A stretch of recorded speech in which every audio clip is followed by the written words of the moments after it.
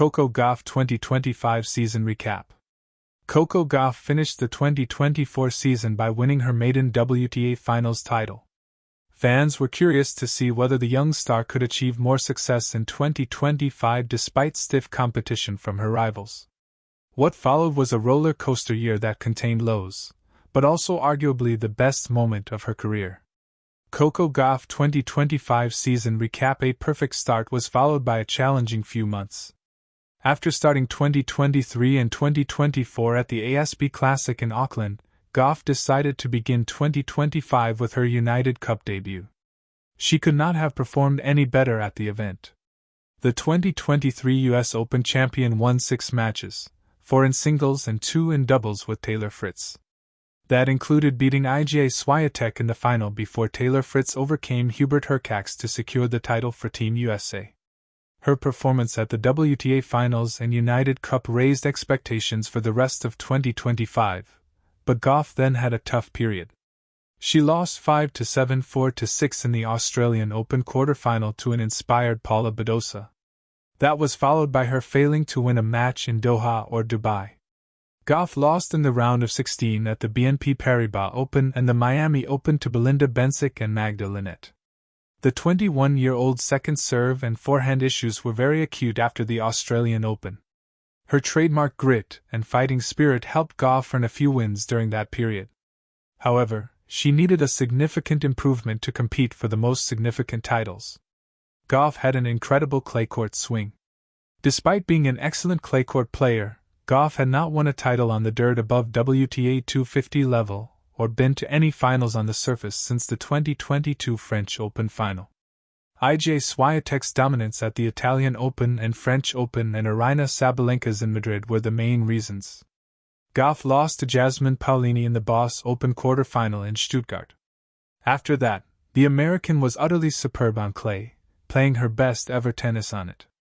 She reached her maiden Mutua Madrid Open final, a run that included dismantling Swiatek 6-1, 6-1 in the semi-final.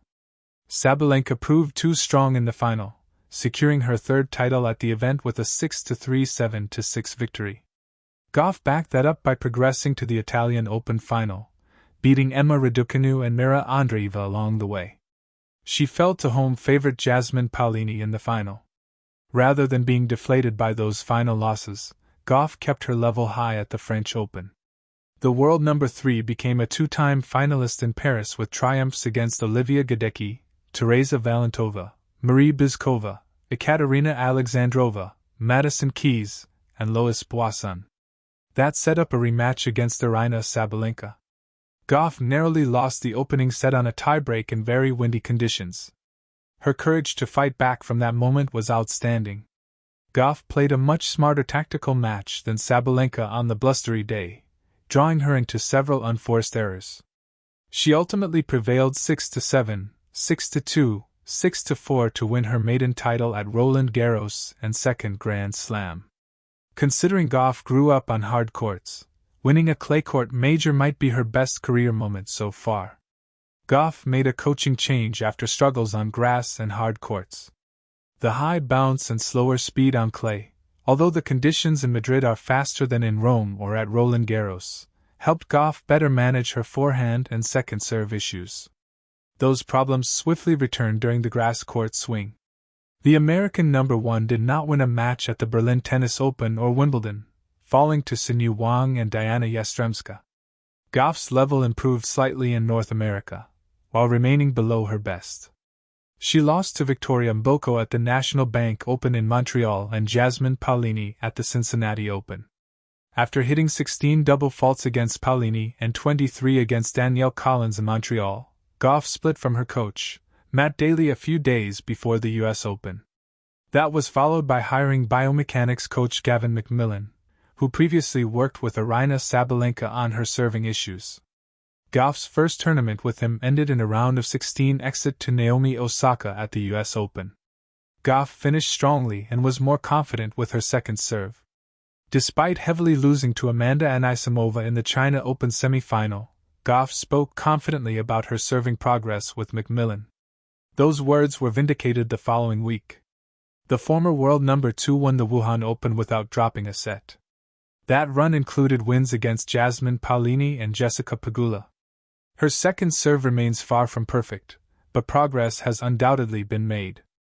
Gauff's victory against Paolini at the WTA Finals was not enough to reach the semifinals. Pegula got her revenge for the Wuhan final in 3 sets before the eventual runner-up Sabalenka defeated her 6-7, 2-6.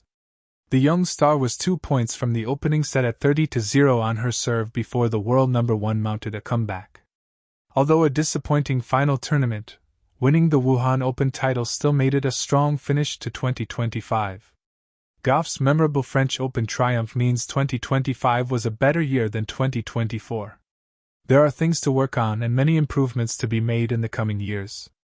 At 21, Gauff has much time to improve and is already enjoying a career to be proud of. Main photo credit, Robert Deutsche. Main images.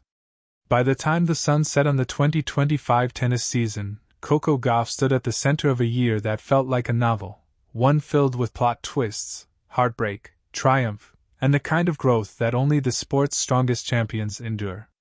Her story wasn't simply a recap of tournaments and trophies.